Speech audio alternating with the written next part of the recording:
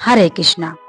हे भरतवंशी, उस समय दोनों सेनाओं के मध्य शोक मग्न अर्जुन ने कृष्ण ने मानो हंसते हुए ये शब्द कहे। दो घनिष्ठ मित्रों अर्थात ऋषिकेश तथा गुणाकेश के मध्य वार्ता चल रही थी।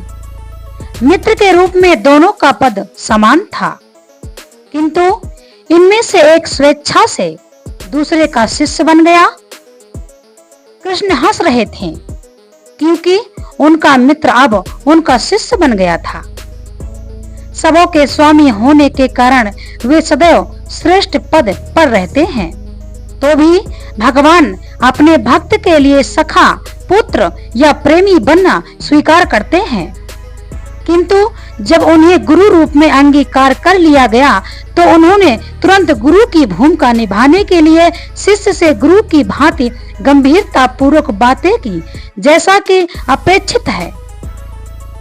ऐसा प्रतीत होता है कि गुरु तथा शिष्य की यह वार्ता दोनों सेनाओं की उपस्थिति में हुई, जिससे सारे लोग लाभान्वित हुए। अतः भगवत गीता का संवाद किसी एक व्यक्ति, समाज या जाति के लिए नहीं, अपितु सबों के लिए और उसे सुनने के लिए शत्रु या मित्र समान रूप से अधिकारी है।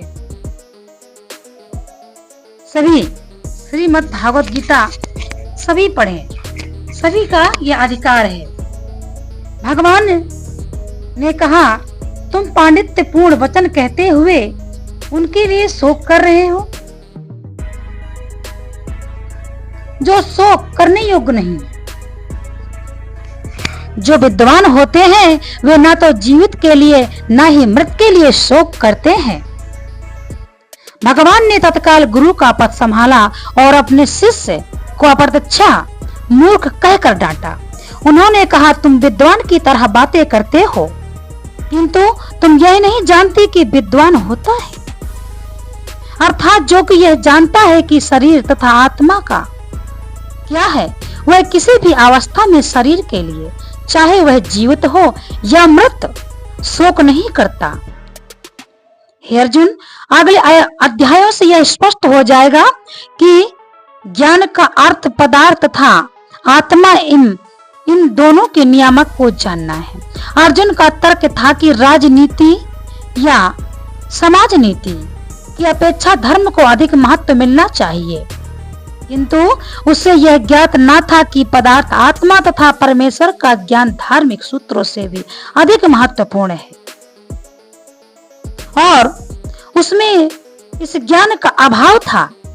अतः उसे विद्वान नहीं बनना चाहिए था, क्योंकि वह अत्यधिक विद्वान नहीं था। इसीलिए वह शोक के सर्वथा अयोग्य वस्तु के लिए शोक कर रहा था। यह शरीर जन्मता है और आज या कल इसका विनाश निश्चित है। अतः शरीर उतना महत्वपूर्ण नहीं है जितना कि आत्मा है। जो इस तथ्य को जानता है वही असली विद्वान है और उसके लिए इस शोक का कोई कारण नहीं हो सकता। भगवान कहते हैं, न तो अहम जातु न सम्मा तमे जनाधिपाः न चैयो न भविष्यामः सर्वे वयमतः परम। ऐसा कभी नहीं हुआ कि मैं ना रहा हूं और तुम ना रहे हो। ये हम पहले भी समझा चुके हैं। इस प्रकार से भगवान अर्जुन को समझाते हैं और यह उपदेश सभी के लिए है। भगवान सभी के साथ हैं। ऐसा कभी नहीं हुआ है कि भगवान हमारे साथ ना रहे हों और हम भगवान के साथ ना रहे हों। वो तो हमारे पिता हैं। इस प्रकार शरीरधारी आत्मा इस शरीर में बाल्यावस्था से तरुणावस्था और फिर वृद्धावस्था में निरंतर अग्रसर होता रहता है। उसी प्रकार मृत्यु होने पर आत्मा दूसरे में चला जाता है। धीर व्यक्ति ऐसे परिवर्तन को मोह नहीं करता। किस प्रकार से भगवान अर्जुन को समझा रहे हैं, आप भी समझिए। ऐसा लगता है मानो साक्षात भगवान श्री कृष्ण हमें आज समझा रहे हैं। इसीलिए भगवान का मुखारविंद है श्रीमद् भागवत गीता। हे कुंती पुत्र, सुख तथा दुख का क्षणिक उदय तथा काल क्रम में उनका अंतर्धान होना सर्दी तथा गर्मी की ऋतुओं के आने जाने के समान है। हे भरतवंशी, वे इंद्रिय बोध से उत्पन्न होते हैं और मनुष्य को चाहिए कि अविचल भाव से उनको सहन करना सीखे। कर्तव्य निर्वाह करते हुए मनुष्य को सुख तथा दुख के क्षणिक आने जाने को सहन करने का अभ्यास करना चाहिए। वैदिक आदेशानुसार मनुष्य को माघ के मास में भी प्रातः काल स्नान करना चाहिए। उस समय अत्यधिक ठंड पड़ती है, किंतु जो धार्मिक नियमों का पालन करने वाला है वह स्नान करने में तनिक भी झिझकता नहीं। किसी प्रकार का गृहिणी भीषण से भीषण गर्मी की ऋतु में भोजन पकाने में हिचकती नहीं। इसी प्रकार जलवायु संबंधी असुविधाएं होते हुए भी मनुष्य को अपना कर्तव्य निभाना चाहिए। किसी प्रकार युद्ध करना क्षत्रिय का धर्म है, अतः उसे अपने किसी मित्र या परिजन से भी युद्ध करना पड़े तो उसे अपने धर्म से विचलित नहीं होना चाहिए। मनुष्य को ज्ञान प्राप्त करने के लिए धर्म के विधि विधान पालन करने होते हैं, क्योंकि ज्ञान तथा भक्ति से ही मनुष्य अपने आप को माया के बंधन से छुड़ा सकता है। अर्जुन के जिन दो नामों से संबोधित किया गया वे भी महत्वपूर्ण कौन्तेय कहकर संबोधित करने से यह प्रकट होता है कि वह अपनी माता की ओर से संबंधित हैं और भारत कहने से उसके पिता की ओर से संबंध प्रकट होता है। दोनों ओर से उनको महान विरासत प्राप्त है।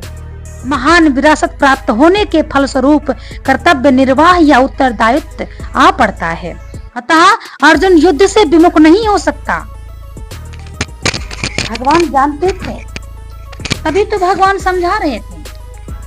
अपने एक कहावत अवश्य सुनी होगी, जो ना समझे उसे समझाओ मत, और जो समझे उसे पूरी कोशिश लगा दो समझाने में। क्योंकि भगवान श्री कृष्ण यह जानते थे कि अर्जुन ऐसी बातें मोहवश कर रहा है। क्षत्रिय धर्म, इसीलिए ये चार जो वर्ण हैं, हम चारों भाई भाई हैं।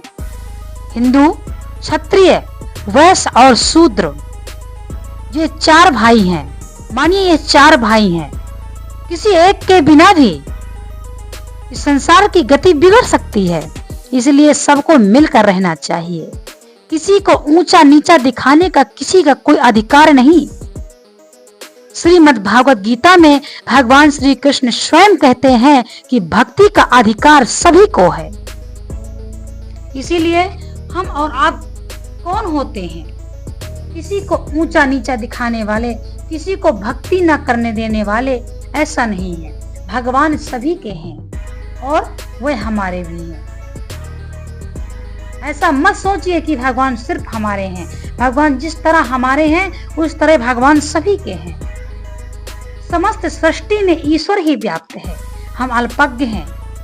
हम जितना देखते हैं उतना ही जानते हैं, जितना सुनते हैं उतना ही हम सुन पाते हैं और समझते हैं, और जो हमने देखा नहीं वह हम जानते भी नहीं। इसीलिए हम अभी तक अल्पज्ञ हैं। हरे कृष्णा। हे